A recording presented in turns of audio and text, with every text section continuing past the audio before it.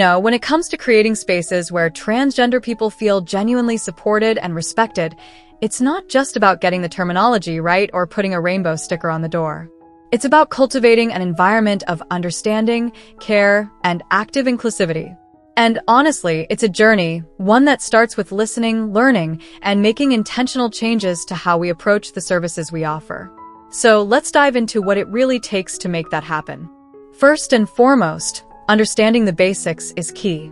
If you're offering any kind of service, whether it's in healthcare, education, business, or community support, you need to recognize that transgender people are diverse.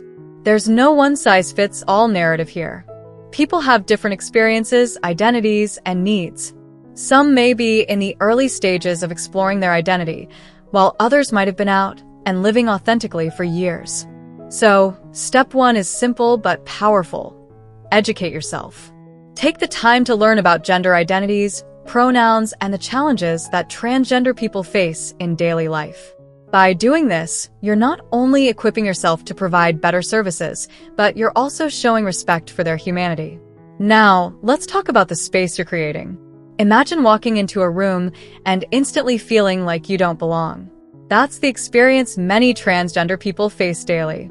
Something as seemingly small as inclusive signage on bathrooms or forms that don't force someone to pick between male or female can make a world of difference.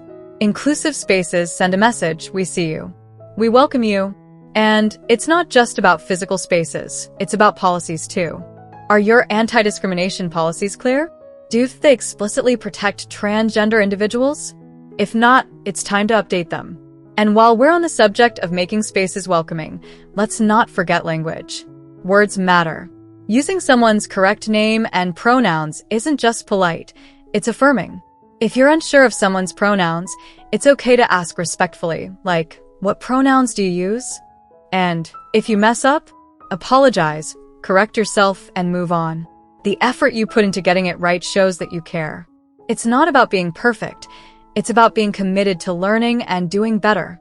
Another critical piece of this puzzle is training. You can have the best intentions in the world, but if the people on your team, your employees, volunteers, or colleagues aren't on the same page, those efforts can fall flat. Ongoing education about gender diversity and inclusion should be a standard part of training in any organization.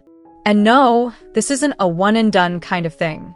As our understanding of gender evolves, so should the training. Stay updated, stay informed, and ensure everyone in your organization understands their role in creating a safe and inclusive environment. But let's pause for a moment and talk about listening.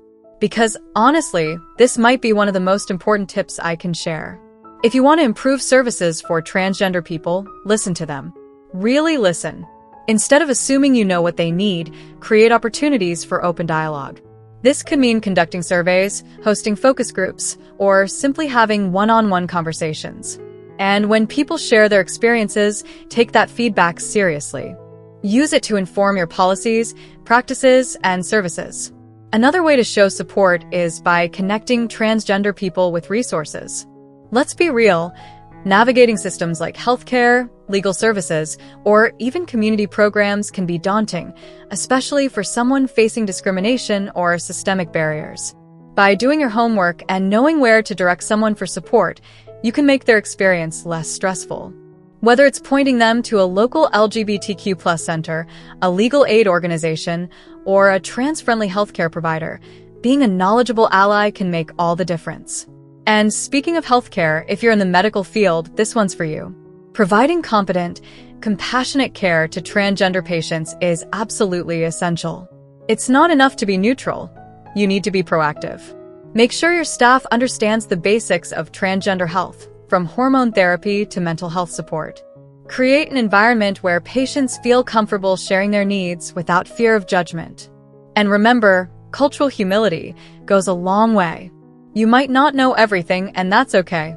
But being willing to learn and improve is what matters. Now, let's shift gears a bit and talk about visibility. Representation is powerful. When transgender people see themselves reflected in your organization, whether that's in the staff you hire, the images you use in your marketing, or the stories you share, it sends a message that they belong.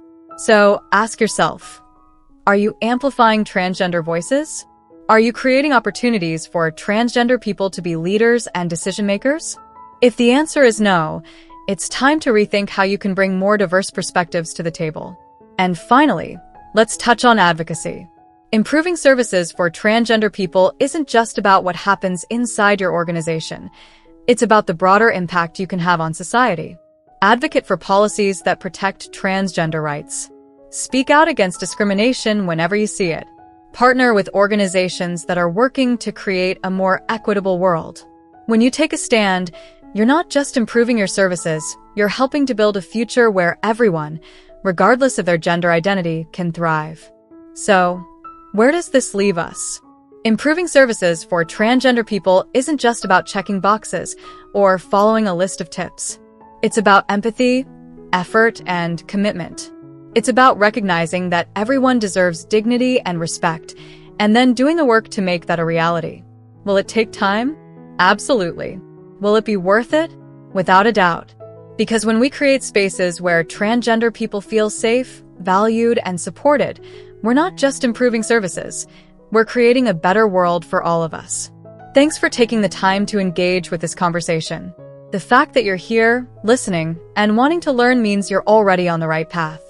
Keep going, keep growing, and remember, it's the small, intentional actions we take every day that create lasting change. In the end, improving services for transgender people is not just a task or a checklist, it's a call to action. It's about recognizing our shared humanity and understanding that every step we take toward inclusivity has the power to transform lives. Think about it. The effort you put into learning, listening, and creating safer, more affirming spaces can be the difference between someone feeling excluded and someone feeling truly seen. That's a profound responsibility, but it's also an incredible opportunity. When we invest in inclusivity, we're not just helping transgender individuals, we're enriching our communities, our workplaces, and our relationships.